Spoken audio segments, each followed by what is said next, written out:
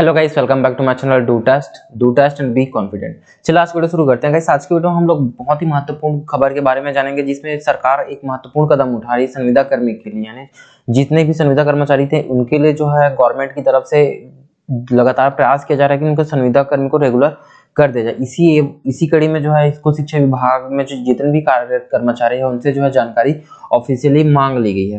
जैसे मैं आपको बता दूं कि कुछ दिन पहले प्रदेश अध्यक्ष जो थे रवि गढ़पले जी, उन्होंने कहा था, संदेह जताया था कि बहुत सारे जो विभाग हैं उनसे जो है जानकारी नहीं मांगी गई, लेकिन अभी जो है जानकारी निकल के सामने है। उसमें मैं आपको बता दूं कि जो छत्तीसगढ़ सरकार है वो एक लोक शिक्षण संचालनालय के द्वारा एक आपका प्रपत्र जारी किया गया, जिसके जिसके द्वारा आपका जो है 2 दिवस के भीतर आपका जानकारी मंगाई गई है। तो चलिए वीडियो शुरू करते हैं और जानते हैं कि किस तरीके से उसमें जानकारी मांगी गई है और कौन कौन से रूल्स जो हैं उसको फॉलो करना पड़ेगा। चलिए वीडियो शुरू करते हैं। इससे पहले अगर आप इस चैनल पर नए हो तो चैनल को सब्सक्राइब कर लेना, बेल आइकन को प्रेस कर देना, ताकि आगे आने वाले वीडियो की नोटिफिकेशन आपको सबसे पहले मिल सके। वैसे यहाँ पे देख सकते हो, ये आपका लोक शिक्षण संचालनालय छत्तीसगढ़ के द्वारा जारी किया गया है। यहाँ पे देख सकते हो आपका पत्र क्रमांक यहाँ पे 791 है। नवा रायपुर का दिनांक देख सकते हो यहाँ पे 10/11/2022 को आपका ये जब आपका रिलीज किया गया है। अब बात करें यहाँ पे किस किस को भेजा गया, तो यहाँ पे प्रति संचालक यहाँ पे देख सकते हो प्रबंध संचालक समग्र शिक्षा है यहाँ पे, ठीक है। प्रबंध संचालक समग्र शिक्षा संचालक, ये आपका संचालक है SCRT छत्तीसगढ़, और आपका समस्त संयुक्त संचालक शिक्षा संभाग छत्तीसगढ़ और समस्त जिला शिक्षा अधिकारी छत्तीसगढ़, यानी जितने भी जिला शिक्षा अधिकारी छत्तीसगढ़ में उन सबको ये पत्र दिया जाएगा। वैसे यहाँ पे विषय की बात करूँ तो यहाँ पे देख सकते हो विषय है आपका अनियमित कर्मचारियों दैनिक वेतन भोगी कर्मचारियों के संबंध में।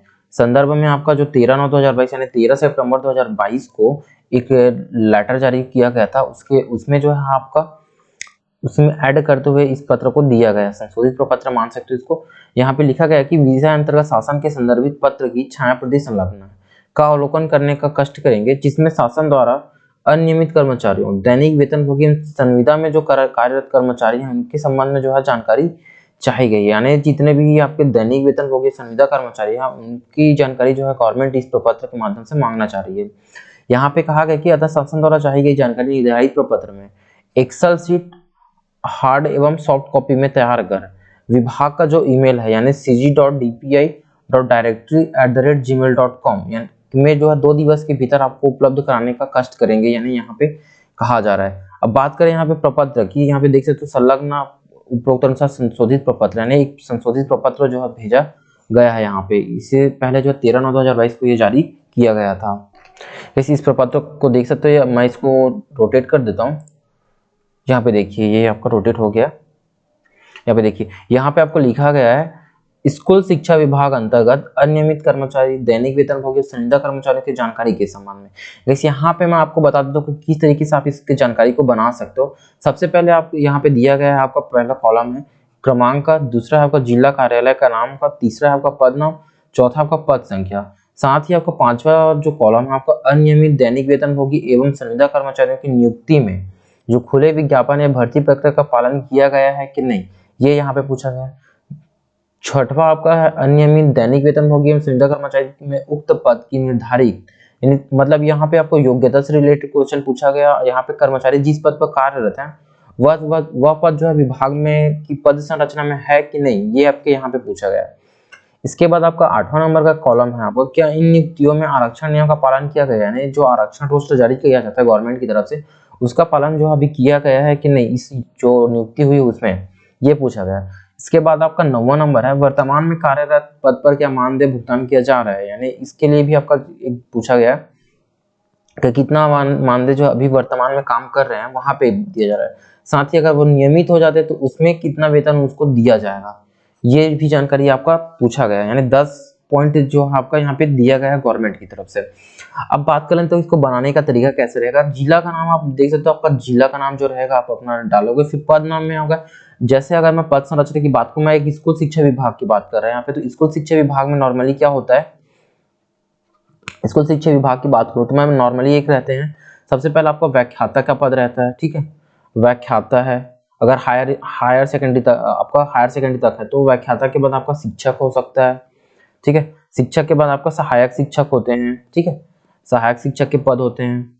तो सहायक शिक्षक के बाद आपका होता है लैब असिस्टेंट, ठीक है, लैब असिस्टेंट आपके होते हैं।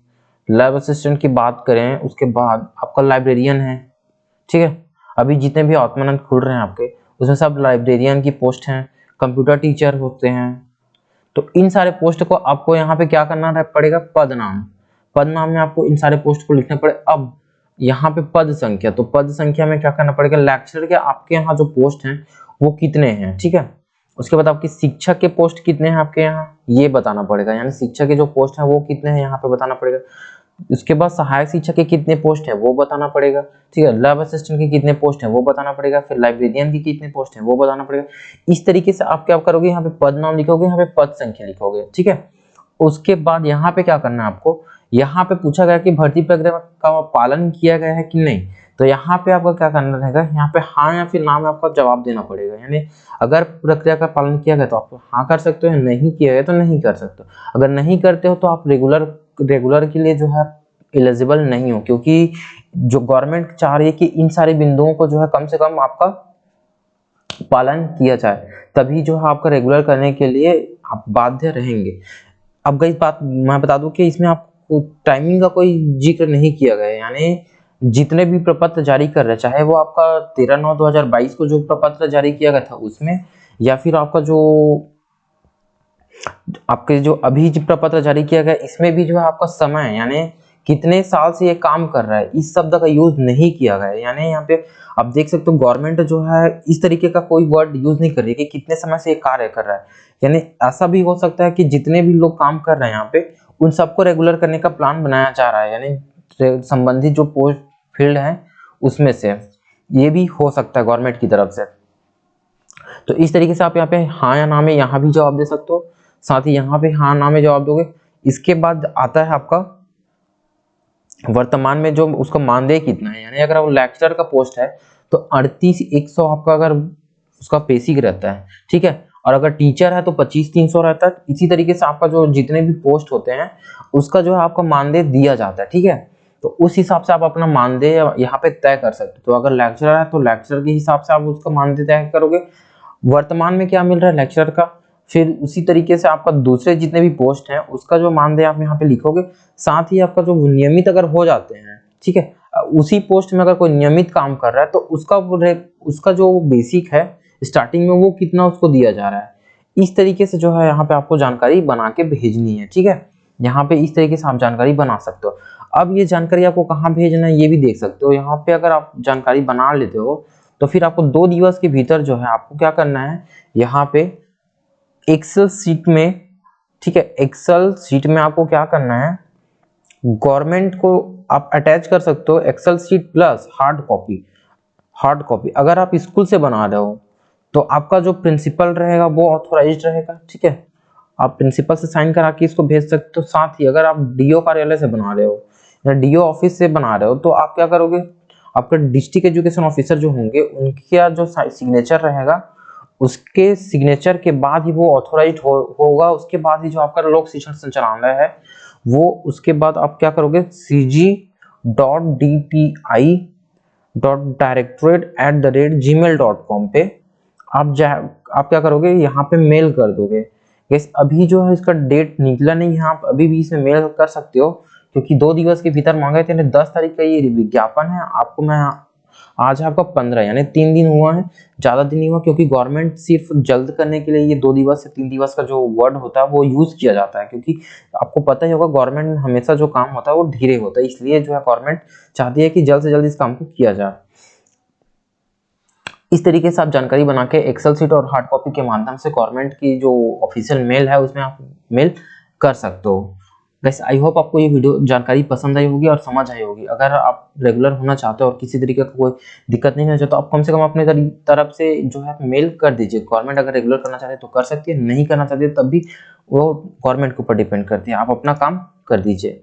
मिलते हैं नेक्स्ट वीडियो में। जय हिंद।